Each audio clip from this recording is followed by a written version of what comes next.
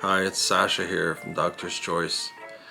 I want to talk to you about the Autoflower World Cup. It's an event that happens during the Spanibus weekend in Barcelona. It's a separate event where judges are called to rate dozens of varieties of weed. Anybody can participate.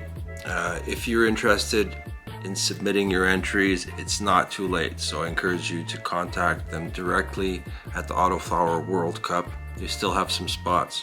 So like I said, I've been invited to be a judge again this year, and I wanted to go through a couple of the processes, what it's like to be a judge, and what we're looking for.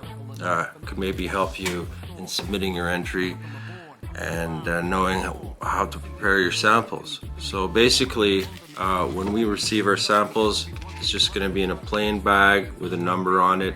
We don't know the name, we don't know anything about it except for what category that weed is competing in. So obviously the first thing that we look at is just the general appearance. Looking at the color, looking at the density, looking at the trichome to leaf ratio, how well it's been trimmed, how well it's been dried and cured. You can start seeing that just by looking, and you can also start to feel and touch it. You can see if it's too moist, if it's got good integrity. Give it a little squeeze, a nice smell, and the smell is very important. It's going to tell us what kind of weed we're looking at, and typically I'm looking for something different. I'm looking for something that's going to stand out from the rest. Something that, regardless if it smells sweet or piney, there's different kinds of flavors out there, and that can be subjective depending on my taste. But I'm looking for something that's attractive, maybe has some nice colors to it, maybe something new and original, and something that has a little bit of an exotic smell, something that just makes me want to taste it further. So after the smell, obviously we're going to be rolling it up. My preferred way of consumption is just rolling up a joint. So nothing complicated there. A lot of people use vaporizers. Really, it's important just for us to be consistent when we're trying samples and, use the same method for rating them as much as possible. So obviously, the taste is going to be important.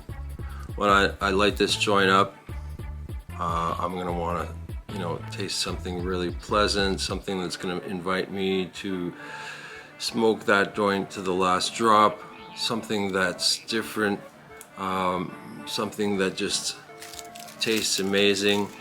And by the way, I don't want to tell growers, how to grow their weed, but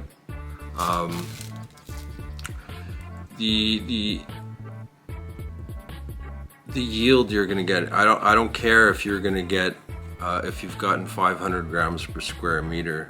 That's not gonna make any difference to me. I'm just looking for quality, obviously, as opposed to quantity. And so I really don't want your weed to be over fertilized.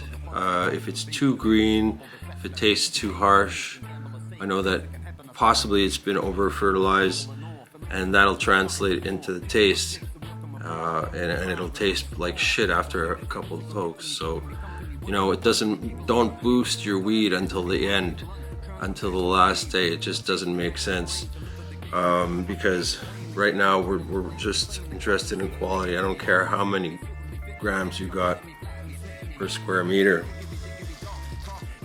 I want something that's was allowed to mature properly, naturally, something that started to